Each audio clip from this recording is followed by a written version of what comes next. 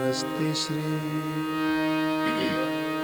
गणेशाय नमः।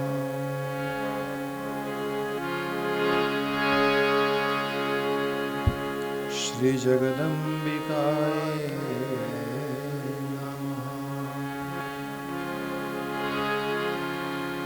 श्री मंगलमूर्तये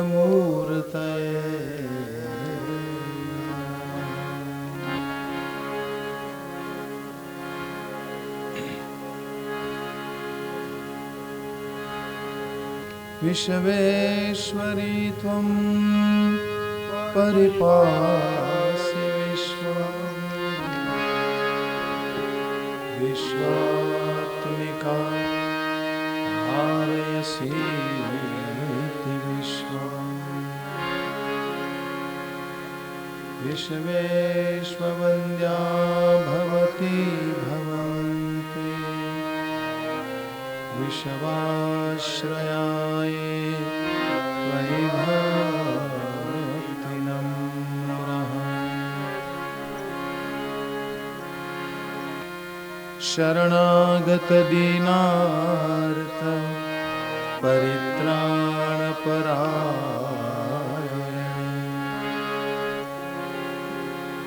सर्वस्यार्ति हरे देवी नारायणे नमोस्तुते।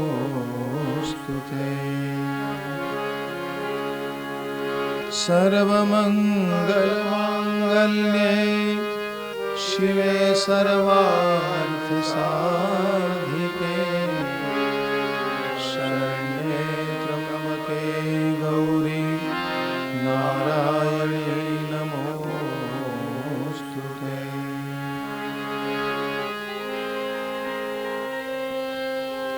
नारायणं नमस्कृत्य नरं चैव नरोत्तमं देवीं सरस्वतीं व्यासं ततो जयमुदीरये।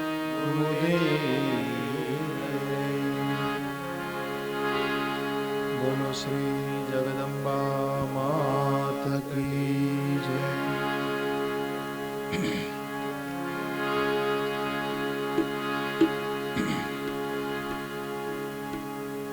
ओम मंगलम ओंकार मंगलम गुरु मंगलम गुरुपाद मंगलम।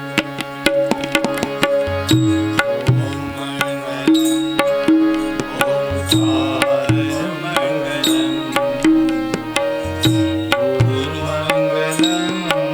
गुरुपाद मंगलम।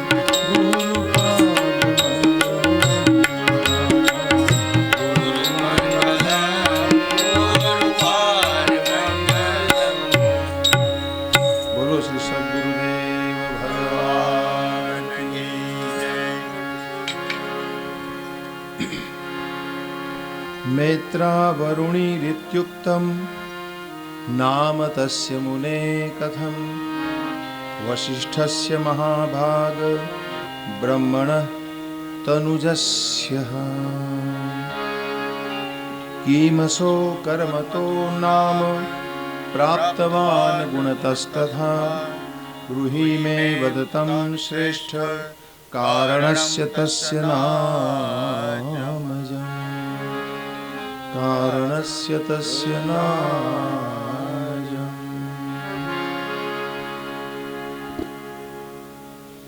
भगवती जगदम्बा ने प्रणाम करी, व्यास गादी ने वंदन करी, वाणीमय रूप देवी भागवत जी ने कोटि प्रणाम करी अने मंगलमय शास्त्र में आपणे आजना दिवसे फरी एक वखत प्रवेश करवानो भगवाने आपने अवसर आपी दीधो छे। आजनो दिवस आरंभ थाय छे सत्संगथी। गई कालना आपणे भगवतीनी चर्चा करी, एमां कथाना अंत भाग में घणुं बधुं आव्युं हतुं। बराबर हतुं के जरूर नहोती वधारवानी, ठीक हतुं के ज्यां सुधी तमारुं चित्त शुद्ध न होय, ज्यां सुधी तमारुं मन शुद्ध न होय, त्यां सुधी तमे गमे एटली तीर्थयात्रा करो, दान करो, व्रत करो, जप करो, तप करो, ए बधुं नकामું છે। महत्वनी वस्तु आपणा मननी शुद्धि है। अने मनने अशुद्ध करनारो जो कोई होय, आपणा चित्तमां मोटामां मोटी अशुद्धि कई कई तो अपना मन के चित्त ने एक ओछो कर नाखो, जरा क्या ओछो कर नाखो वॉल्यूम से राम। तो हाँ बराबर, अपना चित्त ने वधारे में वधारे जो गंदू करनारी कोई वस्तु होय तो क्रोध छे। शुं छे? क्रोध। अने आ क्रोध सामान्य मनुष्य थी लई अने ब्रह्मा सुधीना बधाईने सतावे छे।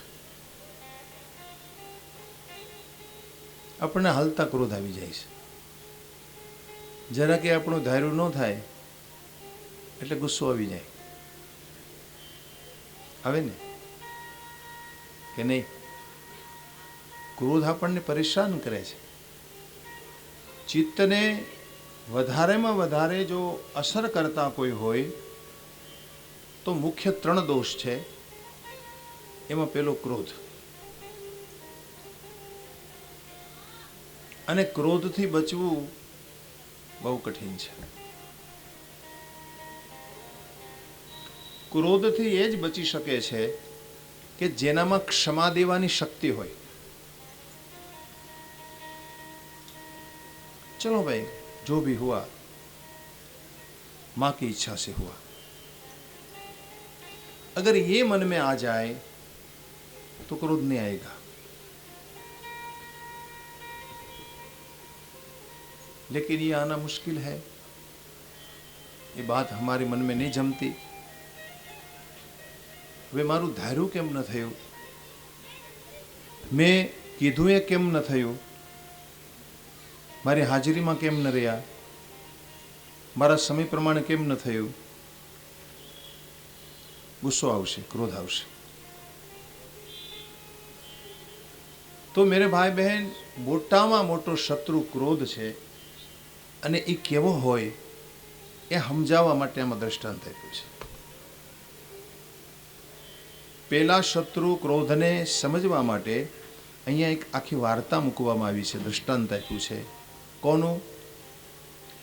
वशिष्ठ जेवा रघुकुळना गुरु, सूर्यवंशना गुरु ने पण जो क्रोध आवी जतो होय હવે આવા મહાન મહાન તપસ્વી પુરુષો પણ જો ક્રોધથી બચી ન શકતા હોય તો મારીને તમારી શું વિસાદ, એ વાત સમજાવવામાં આવી છે.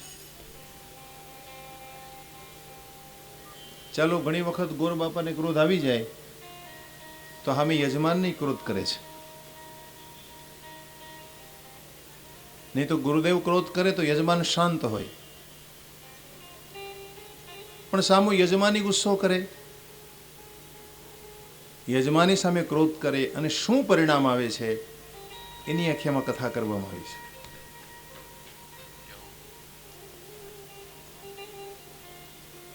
તો ક્રોધને કારણે વશિષ્ઠને પોતાનું શરીર પાડી દેવું પડેલું અને એને બીજો જન્મ લેવો પડેલો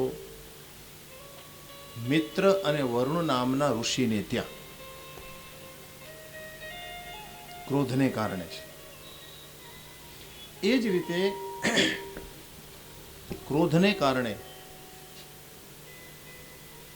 નિમિ રાજાને પણ પરિણામ ભોગવવું પડેલું. એટલે જન્મેજી પૂછે છે, મહારાજ ऐसा क्यों हुआ, કઈ એવી ઘટના ઘટી કે એને પરિણામે આમ થયું છે? તો સુની મહારાજ, આ સંસાર આખો માયાના ગુણોથી વ્યાપ્ત છે. આખો સંસાર, કારણ કે સંસારને બનાવનારી આ માયાવી છે, અંદર બેઠી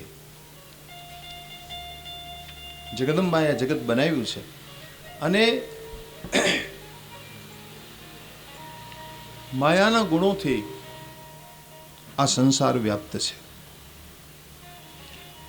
હવે માયાના ગુણોથી આ સંસાર વ્યાપ્ત હોવાથી કોઈ પણ પુરુષનું ચિત્ત સાત્વિક રહી શકતું નથી. સાત્વિક રહેવું બહુ કઠિન છે. તમારા ચિત્તને તમારે સાત્વિક અવસ્થામાં રાખવું હોય ને રહેતું નથી, રહેવાનું નથી. સાત્વિક જગ્યાએ બેઠા હો તોય ક્રોધ આવી જાય છે, આવે છે ને. સાત્વિક ઠેકાણે બેઠા હો, મંદિરમાં બેઠા હો, ભજન કરતા હો, કથા સાંભળતા હોય તોય ગુસ્સો આવી જાય. ક્રોધ તમો ગુણ છે. કારણ કે આખું જગત માયાના ગુણોથી બનેલું છે અને માયાના ગુણોથી વ્યાપ્ત હોવાથી કોઈનું ચિત્ત સાત્વિક રહેતું નથી અને સાત્વિક નહીં રહેવાથી માણસને ક્રોધ આવે છે અને ક્રોધનો ભોગ બની એ એકબીજાને શ્રાપ આપી દે છે.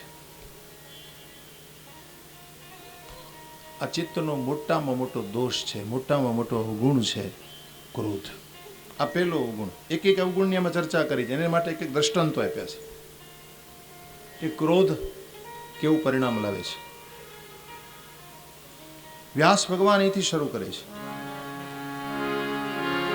કારણમ તુ મયા પ્રોક્તમ તત્ર પૂર્વ વિનિશ્ચિતમ સંસારોયમ ત્રિભિર્વ્યાપ્તો રાજન માયાર ગુણે કિલ. મેં હમણાં કહ્યું એ વાત આવી. अब दूसरा मंत्र पढ़ो. धर्म करो तो भूपाल चरन्तु तापसास्तप सर्वेषां तु गुणैर्विद्धं नोज्ज्वलं तद भवेदिह. संसार में बड़े बड़े तपस्वी लोग भी माया के गुणों से बंधे हुए हैं અને એટલા માટે લોકોના જીવનમાં ક્રિયા શુદ્ધિ નથી રહેતી, દ્રવ્ય શુદ્ધિ નથી રહેતી, મન શુદ્ધિ નથી રહેતી. અને આમાં વ્યાસ તો એવું બોલે છે કે મનની શુદ્ધિ તો બહુ દુર્લભ વસ્તુ છે, બહુ દુર્લભ વસ્તુ છે. પોતાના મનને વિશુદ્ધ રાખવું ને ભાઈ બહુ કઠિન છે.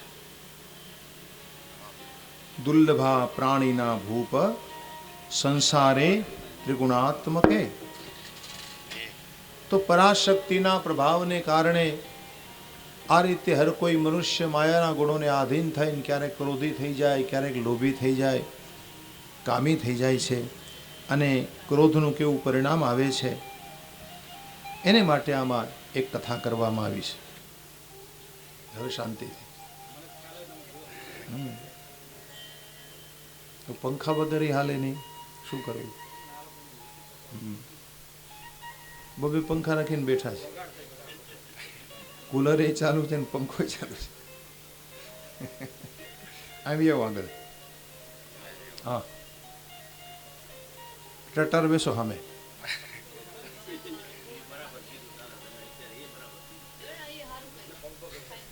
પંખો ન જોઈ.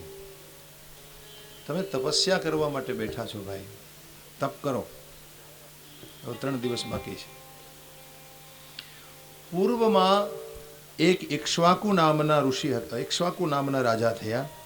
એ ઇક્ષ્વાકુ વંશના એક 12મા પુત્ર હતા. એના 12મા નંબરના પુત્ર, એનું નામ હતું નિમિ. હવે નિમિ રાજાએ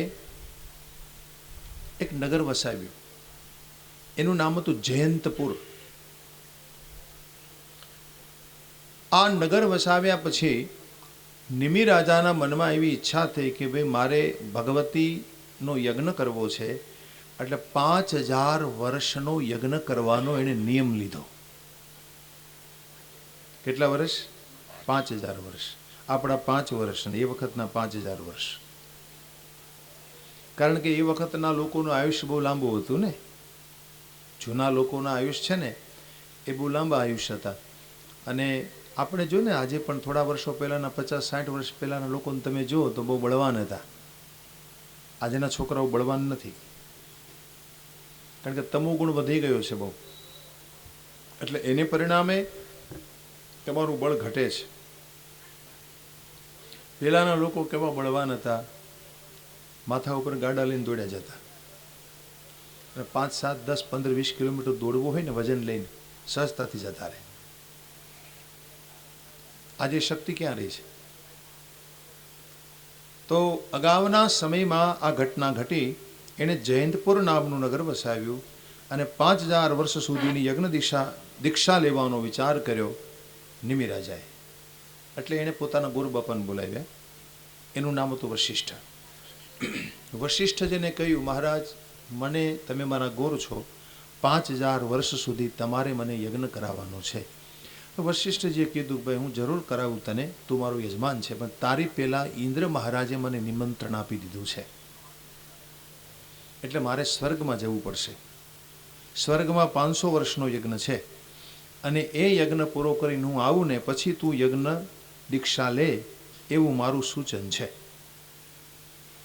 નિમિરાજે કહ્યું, મહારાજ મારો નિર્ણય નહીં બદલે, તમે ઇન્દ્રને ના કહી દો. વશિષ્ઠે કહ્યું, હું મારું વચન નહીં તોડું, કારણ કે તારી પહેલાં એણે મને બધું કહ્યું છે, તારી પહેલાંના એ યજ્ઞના આયોજક છે. આમ કહીને વશિષ્ઠજી સ્વર્ગલોકમાં પહોંચ્યા મહારાજ ઇન્દ્ર પાસે. તો બીજી બાજુ પોતાના અહંકારને વશ થઈ અને નિમિને ક્રોધ આવ્યો. ભાઈ મારા ગોરબાપા થઈને મારું કામ ન કરે, એને કરવું જોઈએ. એટલે પોતે યજ્ઞને શરૂ નાખવાનો નિર્ણય કર્યો. બાજુમાં ગૌતમ ઋષિનો આશ્રમ હતો. ગૌતમ ઋષિને વિનંતી કરી કે દેખો મહારાજ, મારો યજ્ઞ તમે કરાવશો? ગૌતમને કહા, હા મેં કરા સકતા હું આપકો. હવે અહીંયા યજ્ઞ શરૂ થયો. સ્વર્ગલોકમાં 500 વર્ષનો યજ્ઞ પૂર્ણ કરી અને વશિષ્ઠજી ઘણી બધી દક્ષિણાઓ લઈ અને ભૂતળ ઉપર આવ્યા, પૃથ્વી ઉપર. હવે એ દરમિયાન નિમિનો યજ્ઞ શરૂ હતો. વશિષ્ઠજીને ખબર પડી કે નિમિ રાજાને મેં ના કહી હતી, મારો યજમાન છે, અને છતાં પણ એણે યજ્ઞ શરૂ કર્યો. એટલે વશિષ્ઠજીએ નિમિ રાજાને પોતાની પાસે બોલાવવાનું કેણ મોકલ્યું.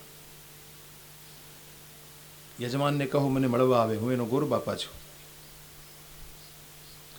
હવે થયું એવું કે ઘણા વર્ષોથી યજ્ઞ ચાલતો હતો, એટલે થાકેલા હશે નિમિ રાજા, એટલે જાગી શક્યા નહીં.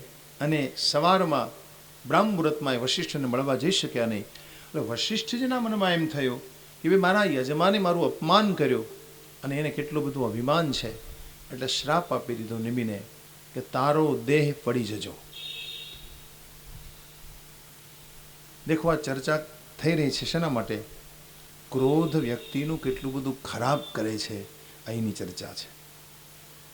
ક્રોધને સમજાવવા માટેનું આ દૃષ્ટાંત છે કે મહાન મહાન પુરુષો પણ આમાંથી બચી શક્યા નથી. મહાન લોકો પણ ક્રોધને વશ બને છે. વશિષ્ઠજીએ ક્રોધને કારણે શ્રાપ આપ્યો નિમિને, એટલે નિમિને ખબર પડી કે હું શ્રાપિત થયો, એટલે એણે પણ શ્રાપ આપ્યો કે તમારું શરીર પણ પડી જજો. બંને એકબીજાને શ્રાપ આપ્યા. હવે મતલબ શ્રાપની કથા આવે ને એટલે આપણા મનમાં એક પ્રશ્ન થાય કે ભાઈ આ બધા એકબીજાને શ્રાપ કેમ આપતા હશે? શું કામ આપતા હશે? શા માટે?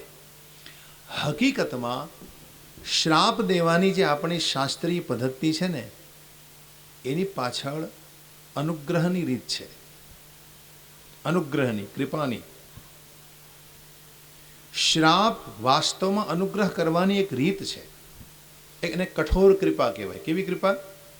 કઠોર કૃપા. તમને તમારા ગુરુજી ખીજાય કે તમારા ગુરુ તમને શ્રાપ આપે તો સમજવું તમારી માથે કૃપા થવાની છે. એટલે આપણે ત્યાં શ્રાપ દેવાની જે પદ્ધતિ છે એ હકીકતે કોઈ ખરાબ વસ્તુ નથી, પણ એક પ્રકારના અનુગ્રહ કરવાની, કૃપા કરવાની એક રીત છે. એટલે એવું ન માનવું કે ભાઈ આને શ્રાપ કેમ આપી દીધો ને કેમ થયું છે. હવે થયું શું તમે જુઓ આમાં કે નિમિ રાજાને શ્રાપ થયો એટલે એનું શરીર પડી ગયું. હવે યજ્ઞ કાર્ય શરૂ હતું. યજ્ઞ કાર્ય શરૂ હતું એટલે યજ્ઞથી દેવતાઓ પ્રસન્ન બનેલા, અને પ્રસન્ન બનેલા દેવતાઓએ નિમિ રાજાના શરીરને એમને એમ સાચવી રાખ્યું. શરીર તો મૃત્યુ પામી ચૂક્યું હતું, પણ એના શરીરમાં આમાં લખે છે દેવી ભાગવતમાં કે સૂક્ષ્મ રૂપે, લિંગ દેહ રૂપે નિમિ રાજાને એમને જાળવી રાખ્યા, સાચવી રાખ્યા. આપણા શરીરમાં આ દેખાય છે ને એને સ્થૂલ દેહ કહેવાય. પછી અંદર બીજો દેહ છે. કયો? લિંગ દેહ. લિંગ દેહ એનું નામ છે સૂક્ષ્મ દેહ. તમારું શરીર મરી જાય ને એટલે તમારું શરીર છોડી અને જે જીવ જાય છે ને એને લિંગ દેહ કહેવાય. આટલું રૂપ ધારણ કરે, અંગૂઠા જેવડું. અંગૂઠા જેવડું અદ્રશ્ય રૂપ ધરી અને શરીર છોડીને તમારું લિંગ દેહ છે ને યમલોકમાં પહોંચે. યમદૂતો યમલોકમાં એ તમારા લિંગ દેહ લઈને ત્યાં પહોંચે, અને ત્યાં તમારા કર્માનુસાર 1 વર્ષે તમે ત્યાં પહોંચો, અને 1 વર્ષે અહીંયા એના જે વંશજો હોય ને એ વર્ષી શ્રાદ્ધ કરે. આપણે વર્ષી શ્રાદ્ધ કરીએ ને 22 દિવસે એક માસીહો નાખવામાં આવે. 1 માસીહો નાખે 22 દિવસે, એનો નિયમ છે. અને આવા 16 માસીહા પૂરા થાય, 16 એટલે 1 વર્ષ પૂરું. અને 1 વર્ષે તમે વર્ષી શ્રાદ્ધ કરો ને એને ત્યાં મળે. અને જો પુણ્યશાળી વ્યક્તિ હોય તો પૂર્વ દ્વારથી કે ઉત્તર દ્વારથી જીવનો પ્રવેશ થાય. જો પાપી માણસ હોય તો યમલોકમાં દક્ષિણ દ્વારથી પ્રવેશ કરે. પછી યમરાજા એનો હિસાબ કરે અને એના કર્મોનો હિસાબ કિતાબ પ્રમાણે એને ફરી વખત જન્મ લેવાની આજ્ઞા કરે. તમારે આ તમારા કર્મોને ભોગવવા માટે ફરી ભૂતળ ઉપર જવું પડશે. પછી પશુ રૂપે, પ્રાણી રૂપે, પક્ષી રૂપે, મનુષ્ય રૂપે જેવું એનું કર્મ. આ એક વ્યવસ્થા છે આપણી.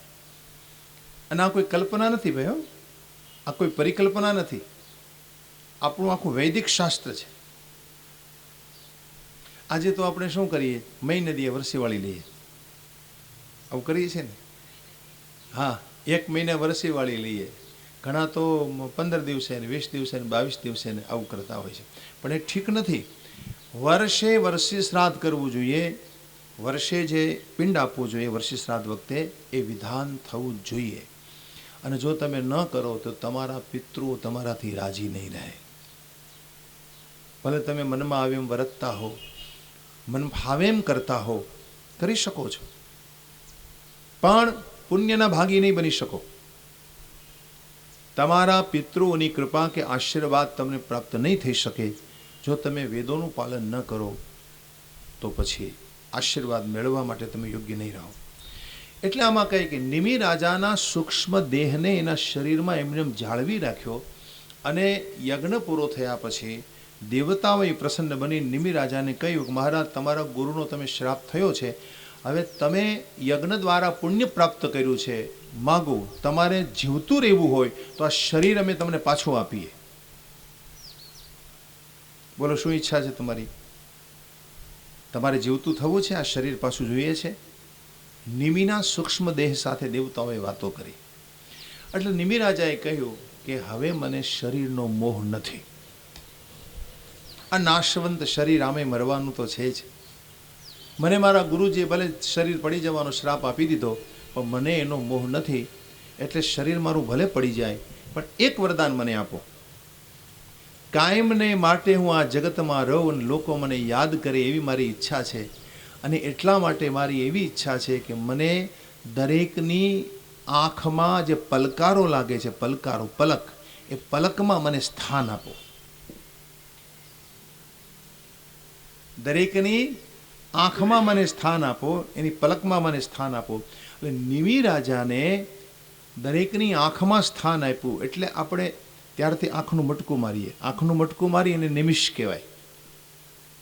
નિમિ ઉપરથી નિમિષ. આપણે નિમિષ એટલે એક પલક, આંખનો પલકારો લો તમે ને, એ નિમિને કારણે છે. નિમિ રાજાએ કીધું કે દરેકની આંખમાં હું વાયુ રૂપે નિવાસ કરું, કાયમને માટે વાયુ રૂપે, કે જેથી હજારો યુગો સુધી મારી યાદ રહે લોકોને કે ભાઈ નિમિ રાજાનો અહીંયા નિવાસ છે.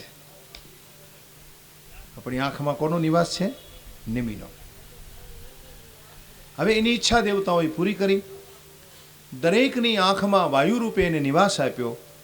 હવે રાજ તો ચલાવવું પડે ને, નિમિના વંશને આગળ તો લઈ જવું પડે. એટલે નિમિના શરીરને મથવામાં આવ્યું. એના શરીરને મથી અને એક પુત્ર પ્રગટ કરવામાં આવ્યો. આ દીકરાનું નામ રાખ્યું જનક. જનક શું કામ? એના બાપથી જન્મ્યો એટલે, એના પિતાથી. એના પિતા કોણ છે? એના જનક કોણ છે? એના પિતા. એને જન્મ દેનારા કોણ છે? તો કે એના પિતા. પિતાથી જન્મ્યો છે, પિતાના શરીરમાંથી, પિતાના શરીરના એક કોષમાંથી પ્રગટ થયો છે. એટલા માટે એનું નામ જનક. અને આ રીતે એ જનક તરીકે આ સંસારમાં પ્રસિદ્ધ થયા. બીજું, શરીર રહિત અવસ્થામાં જન્મ્યો છે એટલે વિદેહ કહેવાયો. શરીર રહિત અવસ્થામાં કોષમાંથી જન્મ્યો છે, શરીર લઈને જન્મ્યો નથી.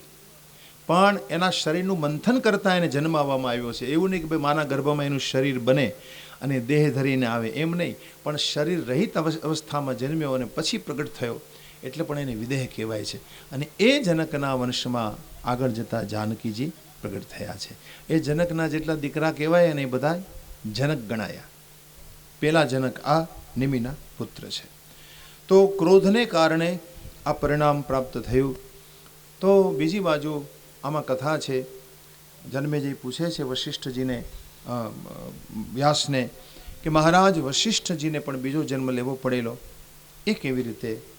તો કહે, જ્યારથી નિમિનો શ્રાપ વશિષ્ઠને થયો એટલે એનો પણ દેહ પડી ગયો અને વશિષ્ઠનું તેજ મિત્ર અને વરુણ નામના ઋષિના શરીરમાં પ્રવેશ કરી ગયું. એક વખત મિત્ર અને વરુણ નામના ઋષિ પોતાના આશ્રમમાં બેઠા હતા. એ દરમિયાન એક અપ્સરા એની સામે આવી અને એ અપ્સરાને જોઈ હૃદયમાં કામ ભાવ ઉદ્દીપ્ત થયો. એટલે એનું શુક્ર સ્ખલિત થયું અને એ શુક્રને એણે વ્યર્થ ન જવા દેતા ઘડામાં મૂક્યું અને એ ઘડામાંથી 2 મહાપુરુષ પ્રગટ થયા. એ ઘડામાંથી 2 મહાપુરુષ પ્રગટ થયા. કોણ? એકનું નામ વશિષ્ઠ અને બીજાનું નામ અગત્ય. એ મિત્રા વરુણના દીકરા છે, અગત્ય ઋષિ. તો આવી આ કથા છે અને અલૌકિક કથા છે. તો આ પ્રકારે આમ વશિષ્ઠજીને પણ પુનઃ શરીર પ્રાપ્ત થયું અને નિમિ રાજાને શરીરની ઈચ્છા નહોતી તો દરેકની આંખમાં એ પલક તરીકે નિવાસ કરીને રહ્યા. હવે આ આખી કથા કહી અને વ્યાસજીએ રાજાને પૂછ્યું, રાજા, આમાં તમને કંઈ સમજાયું? તો કહ્યું, હા મહારાજ, મને એટલું સમજાયું કે બ્રહ્માના દીકરા હોવા છતાં પણ વશિષ્ઠ પોતાના ક્રોધનો નાશ ન કરી શક્યા અને એણે શ્રાપ આપી દીધો. અને મહાન તપસ્વી હોવા છતાં એ નિમિ રાજાએ પોતે પોતાના ક્રોધને શાંત ન કરી શક્યા અને એણે સામે શ્રાપ આપી દીધો. એટલે આનો અર્થ એ થયો કે જેણે પોતાના મનને જીત્યું નથી એ બીજાને ક્ષમા આપી શકતો નથી. That's the point. આ સિદ્ધાંતને સમજાવવાની કોશિશ કરવામાં આવી છે કે પોતાના મનને જેણે જીત્યું નથી એ બીજાને ક્ષમા આપી શકતો નથી. જો આ એકબીજાને ક્ષમા આપી હોત તો આ ઘટના ન ઘટત. ક્ષમા દેવી મોટી વસ્તુ છે. આ વાત અહીં વ્યાસજી બોલે છે 15મા અધ્યાયનો 36મો મંત્ર. બોલો. ક્ષમા અતિ દુર્લભા રાજન પ્રાણીભીરજિતાત્મભિ ક્ષમાવાન દુર્લભો લોકે સુસમર્થો વિશેષત સર્વસંગ પરિત્યાગી મુનિર્ભવતુ તાપસ નિદ્રાક્ષુધા વિજેતા ચ યોગાભ્યાસે સુનિષ્ઠિતઃ.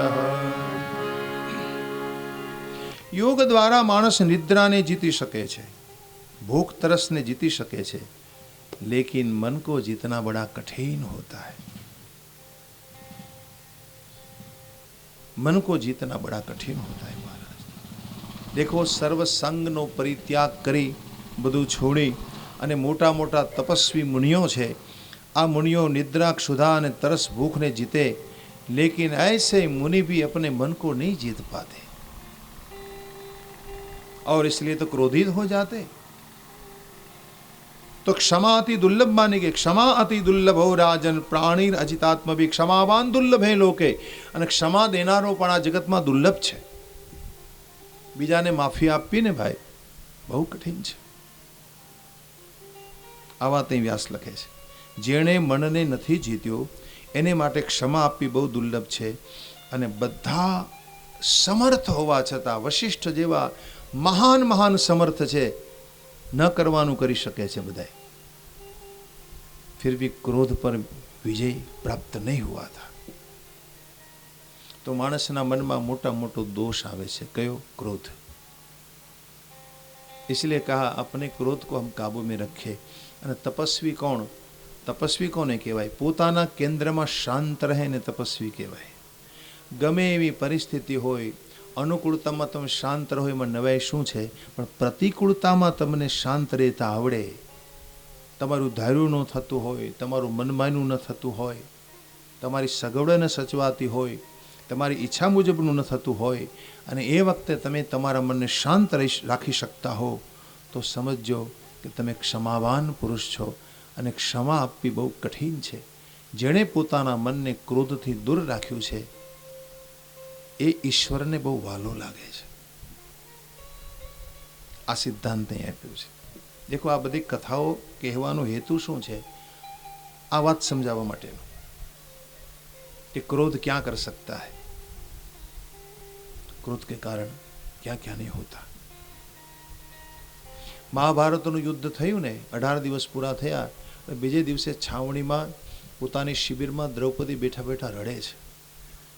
અને હસ્તિનાપુરની એટલી બધી ખરાબ હાલત થઈ ગઈ હતી કે જ્યાં જવું ત્યાં વિધવાઓ કલ્પાંત કરતી હતી. પુરુષ કોઈ દેખાતો નહોતો. જાણતા વૈધવ્યને પ્રાપ્ત થયેલી સ્ત્રીઓ છે એ કલ્પાંત કરતી હતી, રુદન કરતી હતી. ને એવું કરુણ દ્રશ્ય જોઈ અને દ્રૌપદી પોતાની શિબિરમાં જઈને ધ્રુસકે ધ્રુસકે રડી પડ્યા.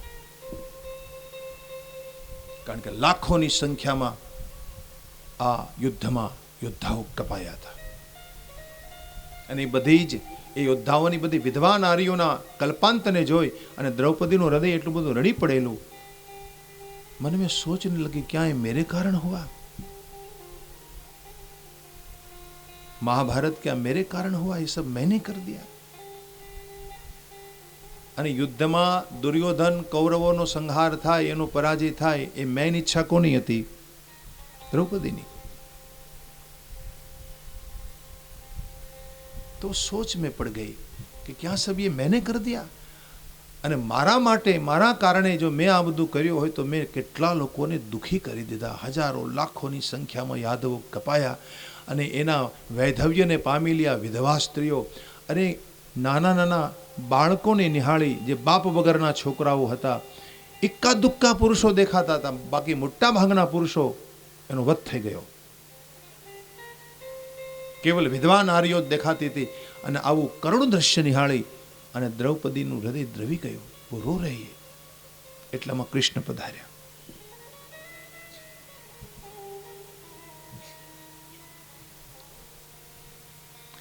भगवान के हृदय से लग गई, लिपट गई.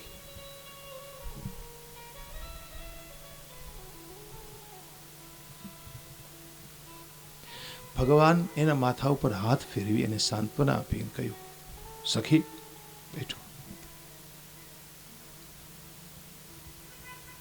कृष्णा, क्या मेरे कारण हुआ?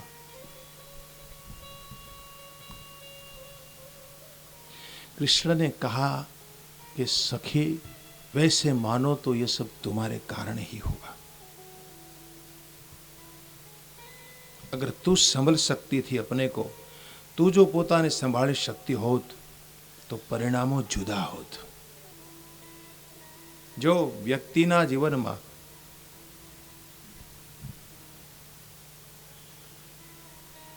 જ્યારે જ્યારે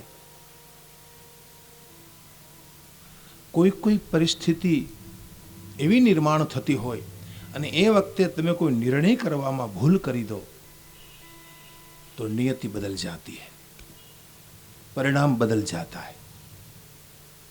तो आप निर्णय क्या करते हो, आप में निर्णय शक्ति किस प्रकार की है, इसके आधार पर आपको परिणाम मिलेगा. द्रौपदी ने पूछा, सखा केवल मेरे ही कारण हुआ ये? तो कहा, द्रौपदी सुनो, पहली भूल तो तुमने ये कर दी थी कि जब स्वयंवर हुआ और कर्ण सामने आया, जब मत्स्यवेद करने के लिए तब तुमने उसका विरोध कर दिया. ये तुम्हारी पहली भूल थी. जो ते कर्णनो विरोध न कर्यो होत तो परिणाम जुदू होत. कर्ण ने दासी पुत्र कही त्याथी तगड़ी मूक्यो ने, तू दासी का बेटा है, तू दासी पुत्र है, तू मत्स्यवेद नहीं कर सकता. और तुमने विरोध किया कर्ण का. अगर तुमने ये महारथी था और अगर तुमने विरोध नहीं किया होता तो महाभारत का परिणाम कोई अलग ही होता, युद्ध नहीं होता. हे सखा, तुमने दूसरी भूल ये कर दी कि पांचे पांडवों को अपना पति मान लिया तुम्हारे सास के कहने के कारण. आ तारी बीजी भूल हती. भगवाने द्रौपदी ने કહ્યું कि तारी सासू माताए तने જ્યારે કહ્યું કે પાંચે પાંડવોને તારા પતિ માની લે, तो ये वक्त तारे विरोध करवानी जरूर थी कि पांचों को मैं पति नहीं मानूंगी. 5 में से एक ही को पति मानना ये सही निर्णय था, लेकिन न जाने तुमसे क्या हो गया और तुमने 5 को अपना पति बना लिया. ये तुम्हारी दूसरी भूल थी. और भगवान ने कहा, द्रौपदी, ये तुम्हारी तीसरी भूल ये हुई कि जब तुम्हारे राजमहल में जब दुर्योधन आया और तुमने दुर्योधन का अपमान कर दिया. क्या जरूरत थी, क्या जरूरत थी? कोई भी आए तुम्हारे घर और तू उसे अपमानित कर दे. शत्रु आवे ने भाई तो इनु अपमान न करे. ये तुमने भूल कर दी थी. और अपमानित होने के बाद तुमने ये प्रण ले लिया था कि कौरवों का नाश हो. केवल दुर्योधन और दुर्योधन के भाइयों का, 2 भाई का नाश करने की तुमने सोच ली. कौरवों तो बधाई मटी गया. तुमने तो दोनों को ही मारना चाहा था, दुशासन और दुर्योधन को, लेकिन उसके बदले में सब भाई मिट गए और साथ में हजारों हजारों विधवाओं आज तुम्हारे सामने खड़ी तो देख रही है. द्रौपदी, ये तुम्हारी 3 भूल है, 3. અને આ તારી 3 ભૂલોને કારણે आज આ વ્યથાનો તને અનુભવ થઈ રહ્યો છે. देखो, नीति कोई और ही हो जाती अगर तुम निर्णय करने में भूल न करती. ये सब महाभारत में कहा है भगवान ने. भगवान व्यासे पोते आ बधी वातो लखी है महाभारत. તો કહેવાનો ભાવ મેરે ભાઈ બહેન એ છે કે તમે જ્યારે કોઈ પણ કાર્ય હાથમાં લો ને એ વખતે કોઈ નિર્ણય કરવામાં તમે ભૂલ કરો એટલે પરિણામ બદલાઈ જતું હોય છે. એ નિર્ણય એ તમારા વિવેકના આધારે, તમારા શાસ્ત્ર જ્ઞાનને આધારે, તમારા અનુભવને આધારે નિર્ણય લેતા તમારે સ્વયં શીખવું પડે છે. અને જો ન આવડે નિર્ણય લેતા તો કોઈ ગુરુનું શરણ લઈ લો. તમે એકલા નિર્ણય ન લો. કદાચ મૂંઝવણનો અનુભવ થાય તો તમારા ગુરુને શરણે જાઓ, તમારા માતા પિતાને પૂછો. लेकिन अगर आप ये नहीं करोगे तो गलत रास्ता आप ले रहे हो. कभी कभी ऐसा होता है सच्चा निर्णय भी हमसे हो जाए, कभी कभी हो जाएगा ऐसा कि हमसे गलत निर्णय भी हो जाए. तो कहવાનો भाव ये છે मेरे भाई बहन कि इस प्रकार हम क्या कर रहे हैं ये हमें पता नहीं होता. આ બધા આપણા મનમાં રહેલા દોષોને કારણે આપણાથી થતું હોય છે. તમારા ક્રોધને કારણે જ તમે તમારું નુકસાન કરો છો, બીજાનું નુકસાન કરો છો. द्रौपदी को मन में क्रोध आ गया तो निर्णय कर लिया, परिणाम देख लीजिए. अपने क्रोध को काबू में नहीं रख पाई, नीति बदल गई. और इसलिए कहा कि क्षमा देना बड़ा दुर्लभ होता है. द्रौपदी अगर क्षमा कर देती, द्रौपदी अगर क्षमा कर देती, किसको? कर्ण को क्षमा कर देती, दुर्योधन को क्षमा कर देती, तो परिणाम अपने को भोगना नहीं पड़ता, वो स्वयं भोगता, नीति बदल जाती.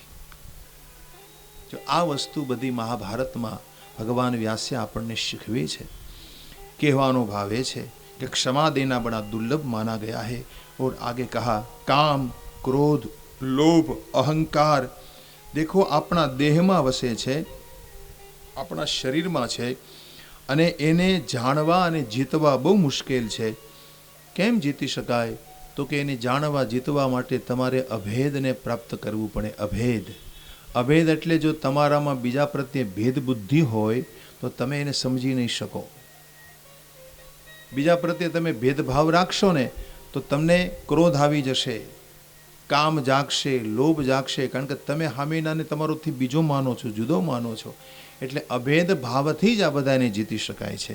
આમાં વ્યાસ સ્વયં સ્પષ્ટ બોલે છે કે જ્ઞાનમ તુ ત્રિવિધમ પ્રોક્તમ શાબ્દિકમ પ્રથમમ સ્મૃતમ વેદશાસ્ત્રાર્થ વિજ્ઞાના તદ ભવેદ બુદ્ધિયોગત વિકલ્પાસ્તત્ર બહવો ભવંતી મતિ કલ્પિતા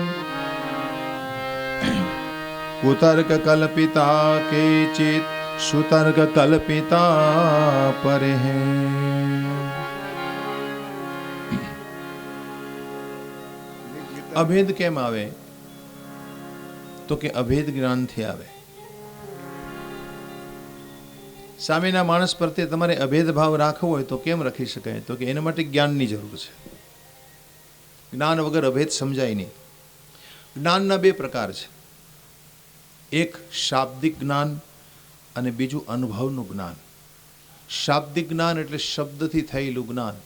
આ શાબ્દિક જ્ઞાન હોય, જે શબ્દનું જ્ઞાન હોય, તમને કોઈનો શબ્દ સાંભળવા મળે ને તમે જ્ઞાની થઈ જાઓ, એને શાબ્દિક જ્ઞાન કહેવાય, એને પરોક્ષ જ્ઞાન કહેવાય. પણ તમે અનુભવથી જે અનુભવ કર્યો છે જ્ઞાનનો અનુભવ કર્યો હોય એને અપરોક્ષ જ્ઞાન કહેવાય. શાબ્દિક જ્ઞાનથી તમારો ભેદ જલ્દી નહીં મટે, એમાં તમને તર્ક કુતર્ક થાય, પણ અનુભવનું જ્ઞાન તમને થઈ જાય. તમને અનુભવ થવો જોઈએ કે ભાઈ આ આદમી મુझसे जुदा नहीं है, ये व्यक्ति मुझसे भिन्न नहीं है. ये अनुभव आपको अगर हो जाए तो अभेद सिद्ध हो जाएगा. और देखिए ये अभेद सिद्ध होना ही सबसे बड़ी बात है. તો એને માટે તો કે કર્મ એવું કરો કે જે કર્મ તમને બાંધે નહીં, જે કર્મનું તમને બંધન ન થાય એવું કર્મ કરવું. અને એ સિવાય તમે જે કાંઈ કર્મ કરો છો ભાઈ, એ કેવલ પરિશ્રમ છે. ભગવાને આપણને કર્મ કરતાં શીખવ્યું છે, કર્મ એવું કરો કે જે કર્મના બંધનથી મારે તમારે સુખી દુઃખી ન થવું પડે. ખાસ કરીને કર્મ તમને દુઃખ આપે એવું કર્મ ન કરો. દુઃખ આપે એવું કર્મ ન કરો. આપણાથી કોઈનું ભલું ન થતું તો કાંઈ નહીં, કોઈનું ખરાબ ન થવું જોઈએ. આપણાથી કોઈની સ્તુતિ ન થાય તો કાંઈ નહીં, પણ નિંદા તો ન કરો. આપણાથી કોઈને ભોજન ન કરાવે તો કાંઈ નહીં, પરંતુ એનાથી બીજાને લાભ થતો હોય તો થવા દો. આપણાથી ન થઈ શકતું હોય પણ બીજાનું કલ્યાણ અન્ય રીતે થતું હોય તો એમાં શા માટે રોડા નાખવા ભાઈ? એમાં શા માટે એને અટકાવવાની કોશિશ કરવી? તો કહેવાનો ભાવ એ છે કે તમારા કર્મ પ્રત્યે એટલા બધા સાવધાન રહો કે તમે બીજા માટે જે કરો છો, કહો છો, વિચારો છો, એના દ્વારા, તમે જે કરો છો એના દ્વારા બીજાનું અનભલ ન થઈ જાય, બીજાનું ખરાબ ન થઈ જાય. બસ એ માટે માણસે ખૂબ સાવધાન રહેવું જોઈએ. પછી આગળ કહે છે કે તમે વિદ્યા પ્રાપ્ત કરો. જ્ઞાન, વિદ્યા, તપસ્યા આ બધાય છે ને પરિપક્વનું ઉત્તમ ફળ છે. વિદ્યા, જ્ઞાન, તપસ્યા, આત્મસંયમ આ બધાય પરિપક્વ બને ને તમારા જીવનમાં તો તમને અભેદ જ્ઞાન અને અભેદ તત્વ પ્રાપ્ત થાય છે. એટલા માટે આમાં કહેવામાં આવ્યું છે કે વિદ્યા એ કહેવાય કે જે તમને મોક્ષ આપે, બાકીની વિદ્યા નકામી છે. મોક્ષ આપે એ જ ખરી વિદ્યા છે. અને એટલા માટે એમાં 4 વસ્તુ ઉપર બહુ ભાર મૂકવામાં આવ્યો છે. એક તો સદવર્તન કરવું. સદવર્તન, બીજાની સાથે વર્તન બહુ સારું કરો, વ્યવહાર સારો કરો, વર્તન સારો કરો. દુર્વર્તન, દુર્વ્યવહાર ન કરવો. એવું નથી કે ભાઈ આપણા છે ને આપણો સ્વાર્થ છે ને આપણા સગા છે એટલે જ આપણે એની સારો વ્યવહાર કરવો, એમ નહીં. કોઈ પણ હોય, ગમે તે હોય આ જગતમાં, તમારી સામે આવીને ઊભો રહે એની સાથે સદવર્તન કરો. બીજું, બીજાનું હિત કરો. આ 4 વસ્તુ અહીં બતાવી છે વ્યાસજીએ. હિત થાય એટલું કરો. ત્રીજું, ક્રોધ ન કરવો. કોઈ પણ પરિસ્થિતિમાં ક્યારેય ક્રોધ ન કરવો. ચોથું, ક્ષમા આપવી. પાંચમું, ધીરજ રાખવી, બહુ ધૈર્ય રાખો. અને પછી કહ્યું, સંતોષ રાખો. આટલી વસ્તુ જો તમારા જીવનમાં આવી જાય એટલે તમને એની મેળે જ્ઞાન થાય અને જ્ઞાનથી તમને અભેદ સમજાય કે મારાથી આ સંસારમાં જુદો કોઈ નથી. इसलिए कहा अगर अभेद आ गया तो फिर आपको कभी क्रोध नहीं आएगा. किस पर क्रोध करूं भला? सामने वाला मेरा ही तो स्वरूप है, कोनी ऊपर क्रोध करूं, कोनी निंदा करूं? तो विद्या, तप, योगाभ्यास विना कामादि शत्रुओं नाश થાય નહીં. કામ, ક્રોધ, લોભ આ શત્રુ આપણને પીડે છે એનો નાશ કેમ થાય? તો કે વિદ્યાથી થાય, તપસ્યાથી, યોગાભ્યાસથી તમે એનો નાશ કરી શકો છો. ये सब बातें भगवान व्यास इसमें जन्मे जी को समझाते हैं. फिर कहा कि देखो मन का स्वभाव चंचल है. मन कैसा है? कैसा है मन? मन स्वभावથી ચંચલ છે. એને વશ કરવું બહુ કઠિન છે. અને એટલા માટે કામ, ક્રોધના ભાવો ચિત્તમાં થાય, ઉત્પન્ન થયા કરતા હોય છે. અને એટલા માટે વ્યક્તિએ હંમેશા એને સાવધાન રાખવા માટે આટલી વસ્તુનો કાયમને માટે સહયોગ લેવો. વિદ્યા પ્રાપ્ત કરો સત્સંગ દ્વારા, શાસ્ત્ર શ્રવણ દ્વારા. તપ કરો, તપસ્યા હંમેશા કરો. મતલબ તમારું જીવન તપપૂર્ણ હોવું જોઈએ. તપસ્યામાં શું કરવું? આમ ખડેશ્વરી રહેવું, એક પગે ઊભા રહેવું, હાથ ઊંચા કરવા અને ઊભા રહેવું, એને તપ કહેવાય. તપસ્યા મોટામાં મોટી જો કોઈ હોય તો તમારું મન કોઈ પણ અવસ્થામાં શાંત રહે, એને તપ કહેવાય. ગમે એ સ્થિતિમાં અનુકૂળતા હોય ને તમે મનથી હરખાઈ જાવ એમાં નવાઈ શું છે? પણ પ્રતિકૂળ સ્થિતિ હોય દરેક પ્રકારે તમારું મન હરખાતું હોય, તમારું મન શાંત રહે, તમારું મન હરખમાં રહે, એ મોટામાં મોટું તપ છે. તો તપ કરવું. બીજું, યોગાભ્યાસ કરો રોજ.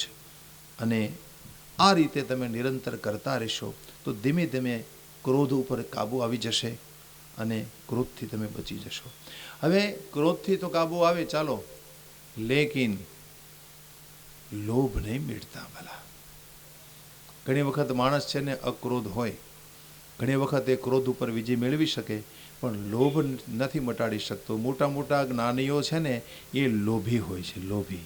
એવું નથી અજ્ઞાની જ લોભી હોય, જ્ઞાનીઓ પણ લોભી હોય છે. મોટા મોટા જ્ઞાનીઓ લોભને કારણે શું નથી કરતા? હવે એ વસ્તુને સમજાવવામાં બીજું દ્રષ્ટાંત આપ્યું છે. ક્રોધ કેવા પરિણામ લાવે એ કહ્યું, અને હવે કહે લોભ કેવા પરિણામ લાવે. માણસના જીવનમાં લોભ વધે છે તો શું થાય છે? હવે એ દ્રષ્ટાંત અહીં આપ્યું છે. जन्मेजय पूछे छे महाराज ये मुझे सुना दीजिए। तब भगवान व्यास ने पूरा आख्यान सुना दिया, हई वंश का आख्यान सुनाया। कहूं देखो पूर्वना समय में हई वंशी राजाओं द्वारा एमना ज गुरु भृगुवंशी ब्राह्मणों खूब खूब विरोध थयेलो हतो अने पोते पोताना गुरुजनोनी हत्या करी नाखी थी लोभने कारणे। धनना लोभने कारणे आ बधाय क्षत्रिय राजाओए हई वंशी क्षत्रिय राजाओए पोताना गुरुओने यानी ब्राह्मणोने खूब एनो नाश करी नाख्यो तो केवल अने केवल धनना लोभने कारणे। हाहाकार मची गयो ए वखते, केवल धनना लोभने कारणे। व्यास भगवान वर्णन करे छे कि देखो ये आश्चर्य में तुम्हें सुनाऊं।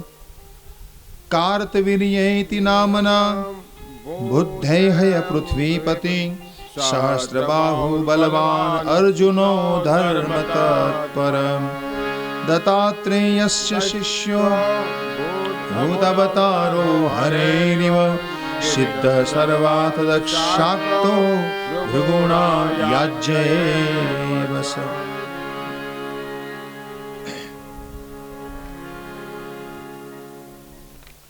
कार्तवीर्य अर्जुन नामना एक राजा थे अगाउना समय में। ए हई वंशी राजा कहवाया है, हई वंशी।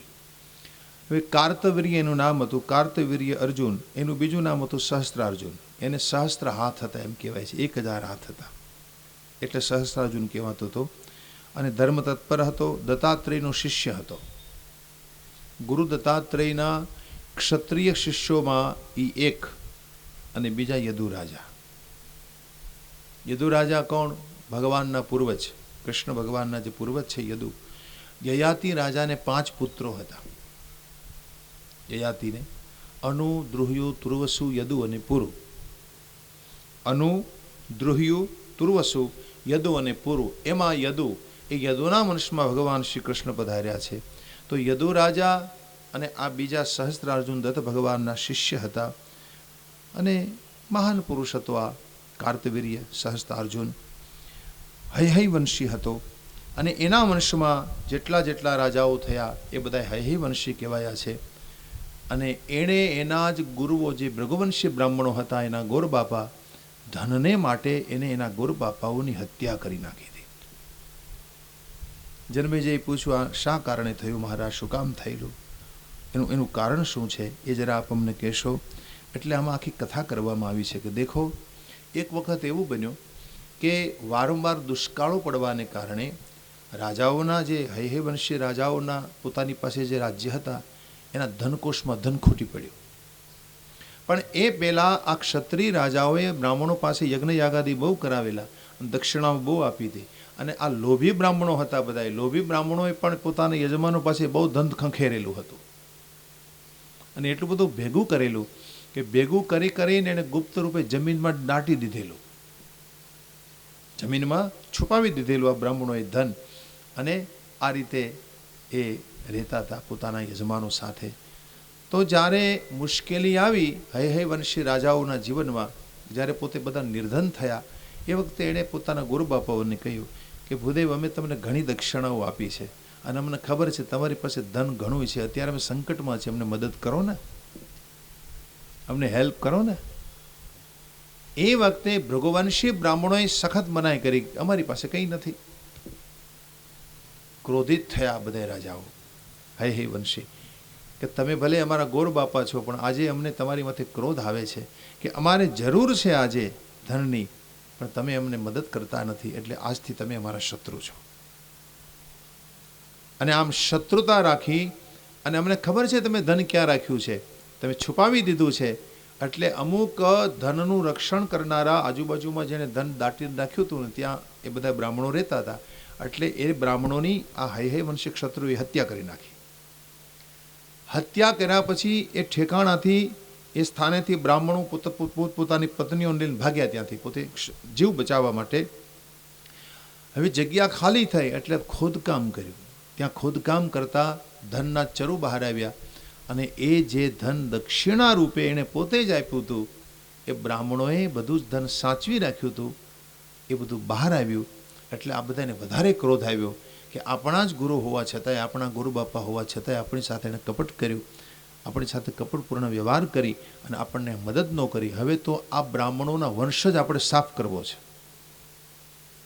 આવો હૈવંશી ક્ષત્રિય રાજાઓ નિર્ણય કર્યો. ધન તો લઈ લીધું. દેખો, અહીં આ વાત કરતા કરતા એક બહુ સરસ સિદ્ધાંત આપે છે. ભગવાન વ્યાસજી કહે છે કે દેખો, ભગવાને તમને ધન આપ્યું છે, સદુપયોગ કરવા માટે આપ્યું છે. તમને ભગવાન ધન આપે ને ધનવાન બનો ને તો શું કામ? ભેગું કરવા માટે, સદુપયોગ કરવા માટે. એટલે આમાં સ્પષ્ટ કહે છે, પાદવ્રદ્યા તયાસ્માભિર પ્રાર્થિતમ વિનયાનવિતે તથાપિ લોભ સંદિગ્ધનૈર ન દત્તમ ન પુરોહિતે દાનમ ભોગમ તથા નાશો ધનસ્ય ગતિરિદ્રશે દાન ભોગો કૃતિનામ ચ નાશ પાપાત્મના કિલઃ ન દાતા ન ચયો ભોક્તા કૃપણો ગુપ્તિ તત્પર રાજાસો સર્વથા દંડ્યો વંચકો દુઃખ ભાનર. દેખીએ, ધનની ત્રણ અવસ્થા છે, દાન, ભોગ અને નાશ. ત્રણ અવસ્થા છે ધનની.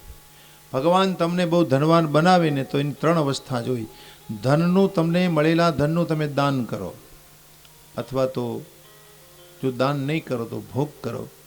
આ બંનેમાંથી જો બચી જશો, દાન કે ભોગ નહીં કરી શકો, તો તમારા ધનનો નાશ થઈ જશે. અને તમે પરિણામ જુઓ કે આ બધા બ્રાહ્મણોએ ધન ભેગું કર્યું પણ એને કામ ન આવ્યું.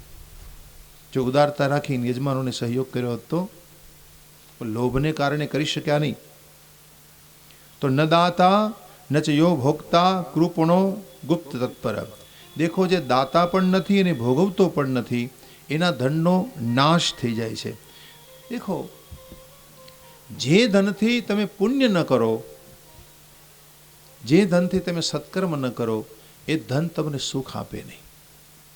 બીજું કે તમારી આવક જે હોય, માની લો કે તમે સારું એવું કમાવો છો, શાસ્ત્રોનો નિયમ એવો છે કે તમારી આવકનો 5મો ભાગ તમારે ત્યાગવો જોઈએ. 100 રૂપિયા કમાતા હો ને 100 રૂપિયા 20 રૂપિયા કાઢવા પડે. 100 રૂપિયા 20 રૂપિયા તમારી કમાણીનો 5મો ભાગ છે, એ તમારે દાન કરવામાં, પુણ્ય કરવામાં, સત્કર્મ કરવામાં વાપરવું જોઈએ. પછી આપણને આ બહુ કઠિન લાગ્યું એટલે શાસ્ત્રોએ નિર્ણય આપ્યો કે 100 એ 10, 100 રૂપિયે 10 રૂપિયા તમે ત્યાગો.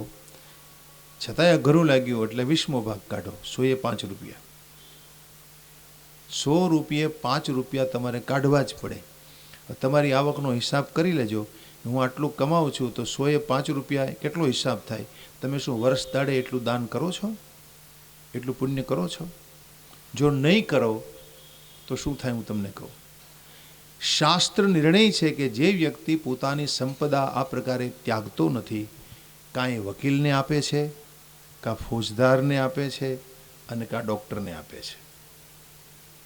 બાકી જાય અને જાય, એ ગયા વગર રહે જ નહીં. કાં તો કેસ કચેરી થાય, કોર્ટ કચેરી થાય, તમારે વકીલને લાખો રૂપિયા દેવા પડે. અને અથવા તો ડૉક્ટર પાસે તમે જાઓ, ડૉક્ટર બિલ માગે સીધું લાવો 5000 રૂપિયા. ત્યાં પછી તમે નહીં પૂછો કે શેના પૂછો છો, નહીં પૂછો, દઈ દેવા જ પડે.